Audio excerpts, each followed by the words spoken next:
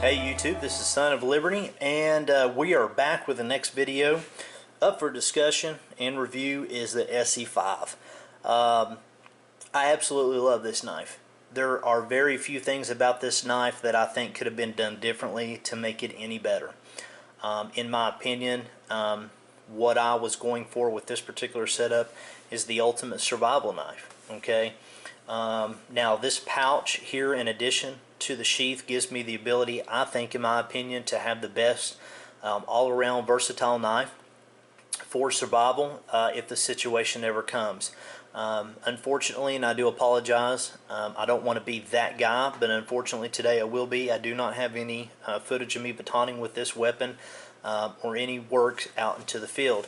However, I do have some footage of me out in the field with this guy, which is the Husqvarna hatchet, which I'll be doing a review of that very shortly. So this is going to be probably up next for review. But for now, let's get back to the SE5. Very well balanced, in my opinion, a work of art. I got this knife on sale. I was very happy with it. I also picked up an SE4 at the same time. Now, if you're looking at these knives for the very first time, let me go ahead and say that this knife was designed for pilots who are by chance down behind enemy lines, to give them a viable option for defense, to be able to process game for food, weapons, you know, for spears, things of that nature, traps, but also too to be able to build shelter. I expected, honestly, less out of the knife, and what I mean by that is I expected the coating to start to deteriorate much quicker than it has. You can see where I have been doing some batoning. You can just barely see the marks, but honestly I expected, as hard as I was hammering on this thing with another piece of wood and the wood that I was processing, I expected it to start to rub off. Even the seal stayed on there very good, and the edge of this thing is just unbelievable. I mean, I could probably shave my beard with this thing. It really, truly, and honestly has held an edge that well. So anyway, you can also see your dimple here for your fire stick, of course, if you're making a bow drill. Here at the end of the pommel, you've got an area right here to break glass.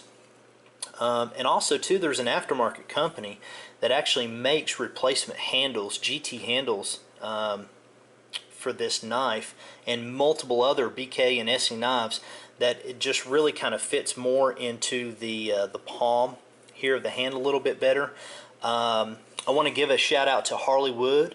I'll put a link to his YouTube review of this down in my description, and he does a really good job of doing reviews, so definitely give a chance to his YouTube channel and check him out.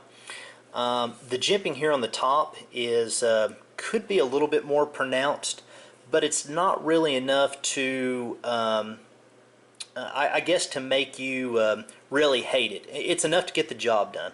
I have definitely felt worse, but this just seems to do the job. Okay, you can really choke up on the knife really tight if you're doing some small batoning or some maybe making a feather stick for a fire, things of that nature. So anyway, this knife is very well balanced. But now let's get back to the main attraction.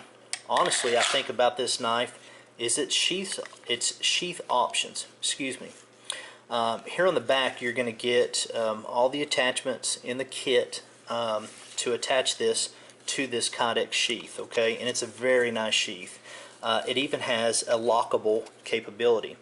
This screw right here gives you the ability in this channel, if you run your thumb or that screw all the way up in that channel, it actually locks the blade into place, okay? It is extremely hard to try to get it out. You can see the pressure on my thumb. I mean, I'm really pulling on this thing and it will not budge. To simply release the tension, pull that down, just like that. So anyway, again, it comes with all the attachments. This is something that ESEE makes. It's around about $20, and it comes with a tin can. It's either 20 or 30, I can't remember exactly. So it comes with a tin can for you to be able to design your own survival kit, which is really neat. However, with the particular setup I wanted, that wasn't going to work for me. Now, let me go ahead and pull these additional items here off to the side.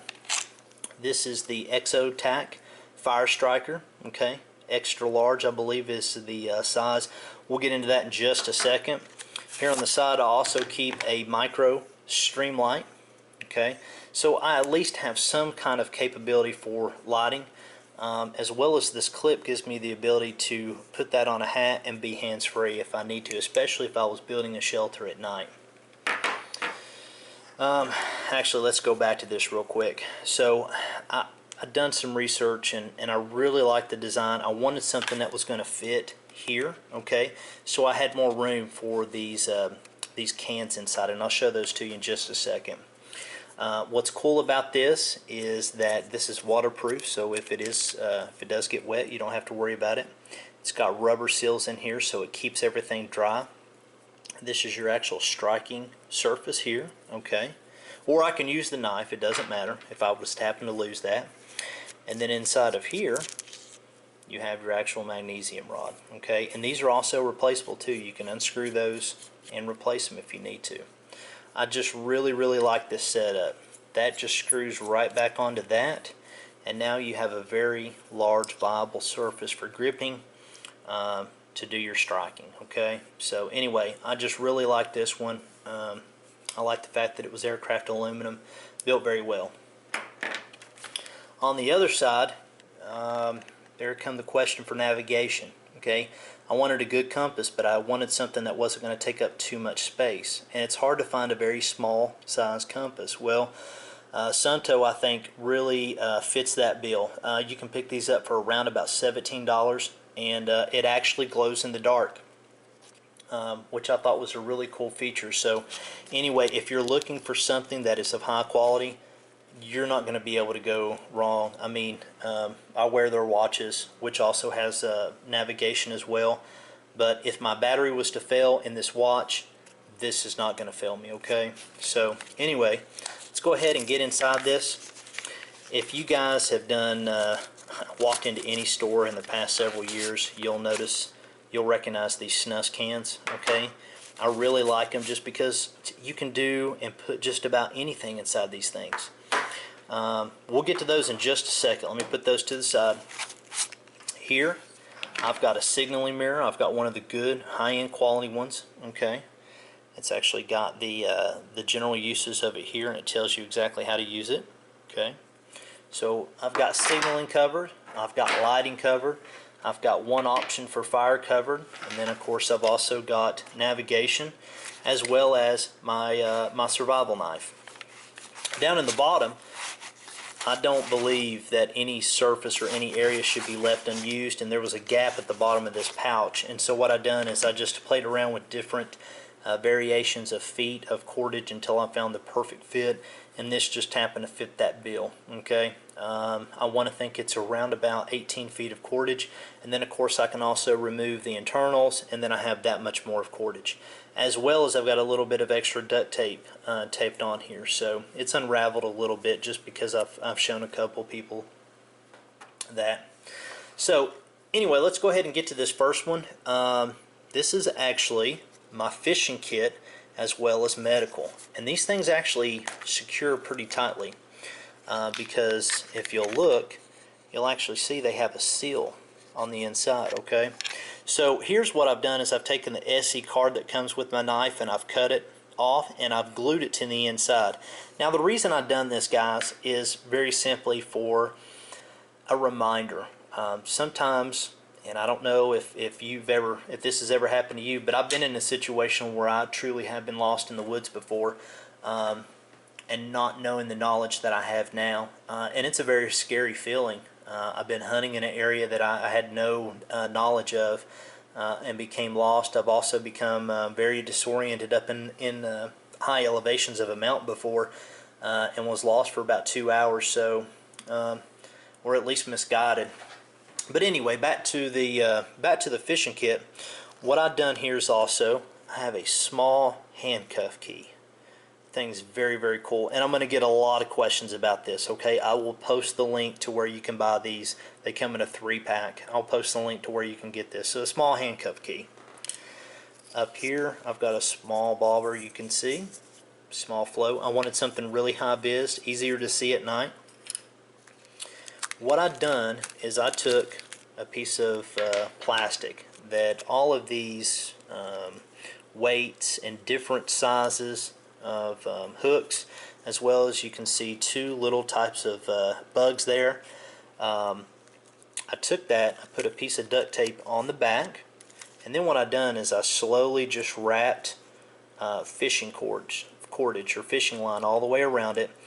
I can use this as cordage. 2, I can use it for fishing. Okay, I can also use this to set up small traps with it as well. I've got some additional duct tape, really just meant there to hold it in place so it doesn't unravel. Okay, so there's my mini fishing kit. Here what I have is, what I've done is I've taken iodine tablets, okay, and I've taken a small straw, and it's taken me some time. I had to take a pair of needle nose pliers and crimp this end, burn it with a lighter, and I'll just slowly stuff the iodine tablets down inside there. You might be able to see the separation of those tablets down in there. Now I have water purification as well, along with the fire, so I have 2 different means to make good drinkable water. Here what I've done is I just cut some of this high-vis cloth off one of my hunting packs so that I could use this possibly for signaling or to leave a trail, possibly maybe in my location where I'm at, if hopefully people are looking for me. Down at the bottom I've got a couple band-aids, and this is packed in there really tight, so it's hard to get some of this out. Down below I've got actually 2 packets, one on top of one another, of cell locks. You can buy this at Walmart. It's about $9 a little box of it, and it comes with a few additional little medical. So I have stuff to be able to treat small wounds, okay, signaling, water purification, traps, fishing, additional cordage. I've got handcuff key, and then of course some survival tips here, signaling, fire, as well as a lighting. So anyway, in the additional pouch here, what I have is my fire kit. Now what I've done is I've shoved one of these wet fire tinder bars down inside of here, okay, and you can see I've got fatwood chips. I've got this other really dry, I cannot think of the name of this material right off the top of my head. I've got some jute rope. I've just got some different stuff I can pull apart. There's some more fatwood chips, but at the bottom what I've done, this is going to make a mess, my wife will kill me.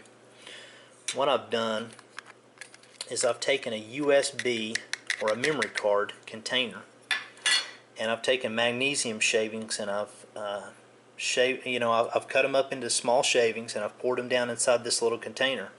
But what's really cool is, if you'll see here on this, if you pop this end right here, you can see the hole, and so what that gives me the ability to do is I can just open this and just tap out, almost like a salt or pepper shaker, exactly what I need, so that way I don't take a chance of spilling this or dropping all this, especially if I'm working in wet conditions.